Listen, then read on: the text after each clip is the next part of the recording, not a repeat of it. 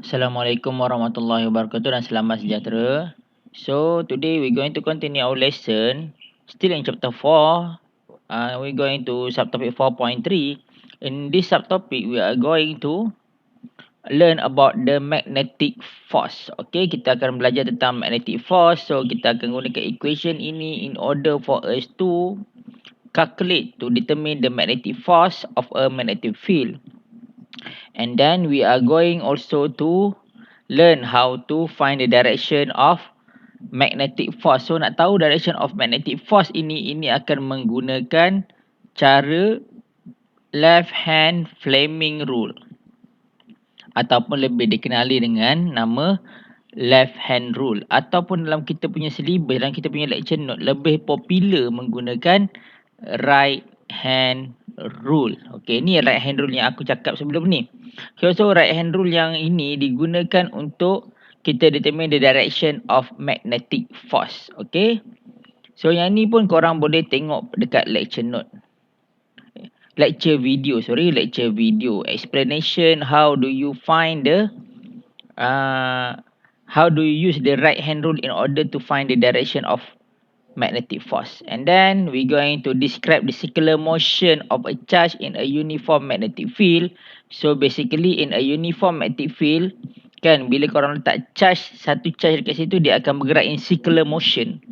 Kan, so ini explanation circular motion. Since this moving in circular motion, so magnetic field kita boleh samakan dengan centripetal force. Sorry, magnetic force kita boleh samakan dengan centripetal force because it's moving in circular motion.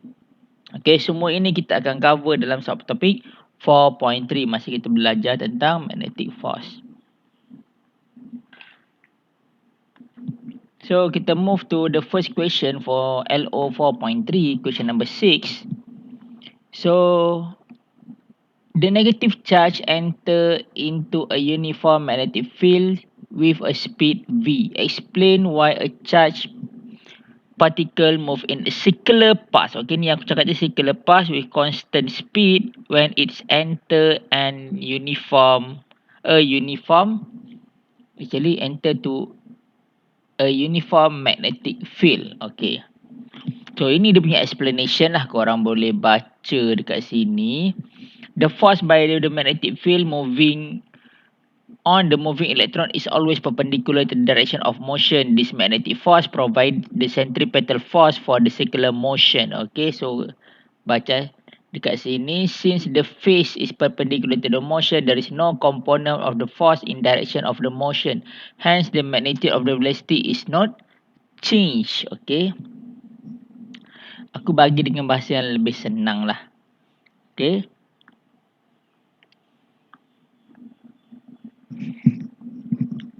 So, bila katakan ini magnetic field,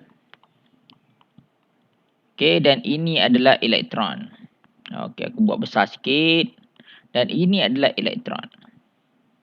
Okay, electron is moving that way. Katakan elektron moving to the right dan electric field is moving into the pitch. So, bila kita tengok menggunakan itu kan, so bila kita gunakan right hand rule, kita akan tahu bahawa okay,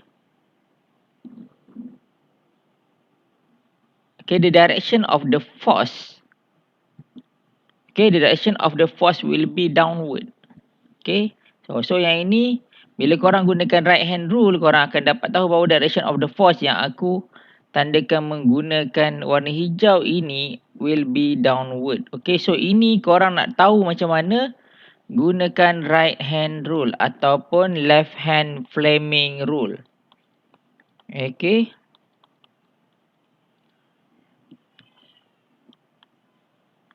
So korang tahu, oh ini direction of force dia downward. So bila elektron ini force dia tarik ke bawah, so apa akan berlaku? Dia akan bergerak. Kan, dia sebab dia tarik ke bawah, dia akan bergerak ke sini lah. Okay, dia akan bergerak ke sini. Okay, so elektron pada masa ini velocity dia ke bawah. So bila dia ke bawah, kan, magnetic field is into the pitch. Kan, So kalau korang nampak, korang gunakan sama juga right hand rule, korang akan nampak dia punya magnetic force dia menarik dia ke kiri pula. So menyebabkan dia akan bergerak ke bawah. Okay. So benda ni berlaku all over again. Kan kau tengok dia punya magnetic force ke sana. Alright. So elektron bergerak ke sini. Velocity. So magnetic force always menarik dia ke tengah, menyebabkan dia move in circular motion. Okay. So benda ni, kan apa yang aku nak highlightkan kat sini, korang kena tahu macam mana nak determine direction of magnetic force menggunakan right hand rule ataupun left hand Fleming rule. Ini satu contoh lah. So when a charge entering the magnetic field, okay, entering magnetic field, so dia mesti buat circular path. Okay, dia mesti buat circular path. Magnetic force, okay, magnetic force yang menarik charge tersebut towards the center. Okay, dia bukan center tapi disebabkan oleh dia punya motion tu kan. So menyebabkan dia akan move in circular motion. So ini dia punya rough explanation. Untuk dapatkan explanation yang lebih jelas, lebih clear, please refer lecture video. Okay. Alright. So moving on to the next. What is the relationship between radius and velocity? Explain your answer. Okay.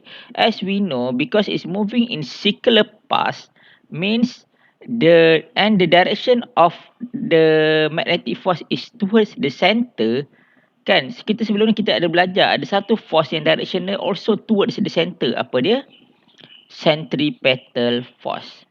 Disebabkan oleh itu, kita boleh gunakan persamaan ini in order for us to measure the radius. Okay, untuk kita measure the radius, so kita boleh gunakan persamaan ini. So, korang akan tengok daripada sini, kita gantikan saja dia punya nilai. Korang boleh dapat equation yang ini dan kau akan dapat R is equals to mv over BQ. And korang akan tahu bahawa radius is directly proportional to the velocity. So benda ini lebih kurang sama kalau korang ingat kan masa kita belajar masa centripetal force, right? Centripetal force, when the velocity increase means the radius will also increase. Okay. Sorry, ini macam tertinggal satu benda ni. Kan? Radius is directly proportional to the V squared. Ni V squared. MV squared. Okay, so bila dia punya velocity increase, mean radius dia pun akan increase. Okay.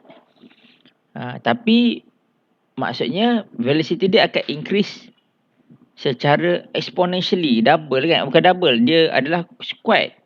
Kan? So maksudnya radius dia akan increase sebahagian sahaja. Okay. So maksudnya bila dia punya velocity increase, maksudnya dia punya radius akan increase dengan lebih cepat.